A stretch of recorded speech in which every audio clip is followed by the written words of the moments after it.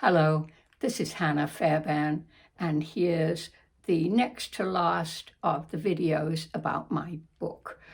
And the book is called When You Can't Believe Your Eyes, Vision Loss and Personal Recovery. It was published 2 years ago, and I do hope you will read it. It's meant for the person losing vision and their close family and friends. And it's available in print, of course, and also in 3 accessible versions. And I've been doing this little series of videos to describe the different parts of the book. And you'll find them on my blog, which is also called visionlossandpersonalrecovery.com. And there, if you go to the book page, you can get linked to all the different versions and see which one works best for you. So this video is about the absolute heart of my book, and it's part 3, and it's called Practicing Skills and Social Interactions. And it introduces the final major themes of the book, and also the chapter on which the whole book is founded. So the 2 major themes, the first one is assertive speech, speaking up, and that's in chapter 6. So assertive speech is speaking up for yourself in ways that don't harm anyone else. So as we all know, people who see well have difficulty understanding how to assist you in ways that are actually useful.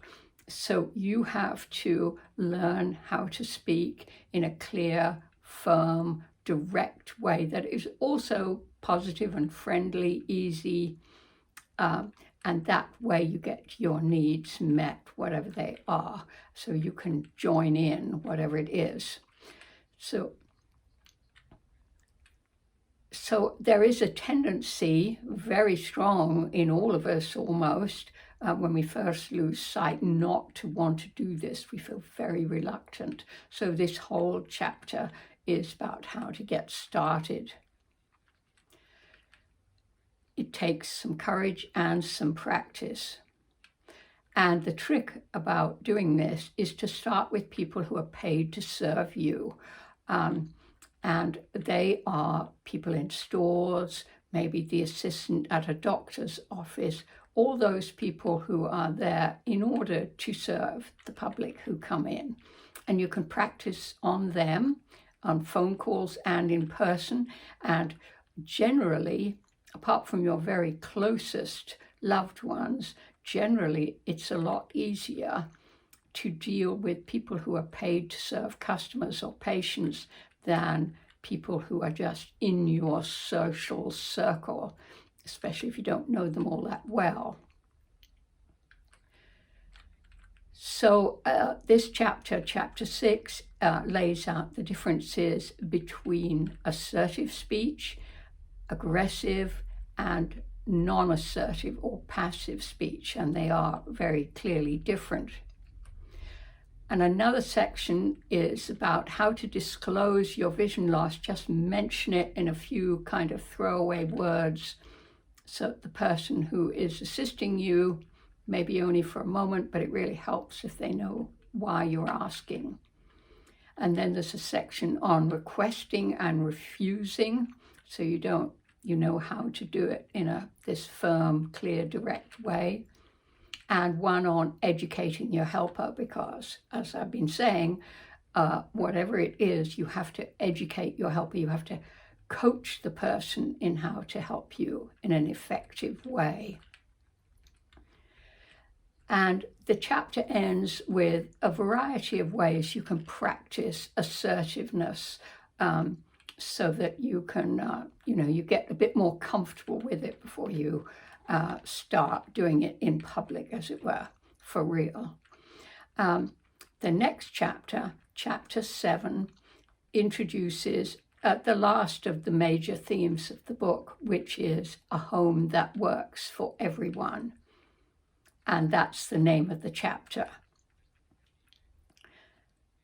And you do have to make some adaptations for yourself at your house if you share it with people who see well, roommates, family, whatever it is, partner.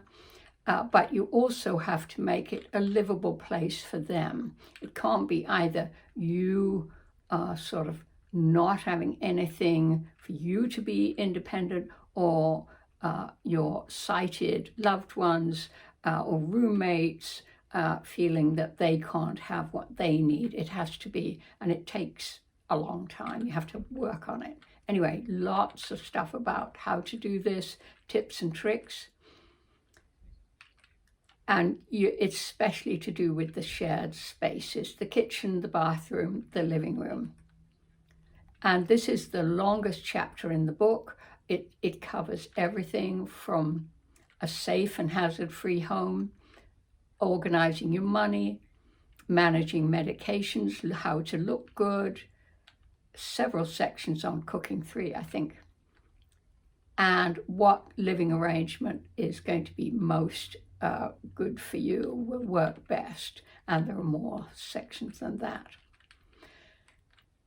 Now we come to chapter 8, which is actually the founding chapter of my book. It was the first, when this book was supposed to be just a little tiny pamphlet with some phrases that would be useful, it really formed the basis of this chapter 8. And all the other chapters radiate out from this chapter. It's called Social Encounters Without Good Vision, and it's mainly talking about social events. We get on to being in stores, at medical appointments and so on in the following chapter. But this one is talking about someone who's fairly new to sight loss, who's still going through going through the grief, the mourning. You're still very delicate. You're kind of an invalid, even if you haven't had any surgeries or anything. So you do have to pick and choose your social events, because you can, if you go to something where you're not prepared and where you don't have any support, you can really get sideswiped, sometimes by someone you actually like a lot. They can make a careless, thoughtless remark, and it can really hurt, and you go on kind of remembering it, and it can set you back. So you do have to think about what you're going to go to and what you're going to pass up for a year or whatever. And so the first little way to arrange what you're going to go to and what you're not is called the 3 S's. And that the 3 S's are seated, simple, and small. So if you're so that means that you're going to anything seated around a table with just a few people, maybe only 1 or 2, maybe you can handle 5 or 6 if they're people you're really fond of, and simple, nothing with kind of lots of courses or lots of, I don't know, wine glasses or something. You just want to keep it simple. And as I say, small. And generally, that will be something you can join in and have a reasonably satisfactory time, even though, there's probably still quite a lot of grief going on. Because, as we all really know, but it's not often talked about, people socialize with their eyes first. They don't, although talking then goes on, as it were, it's not how it begins. And so when you can't do this connecting with your eyes, making eye contact, or maybe nodding, waving, smiling, if all that or most of it is passing you by, then you have to think about social events differently.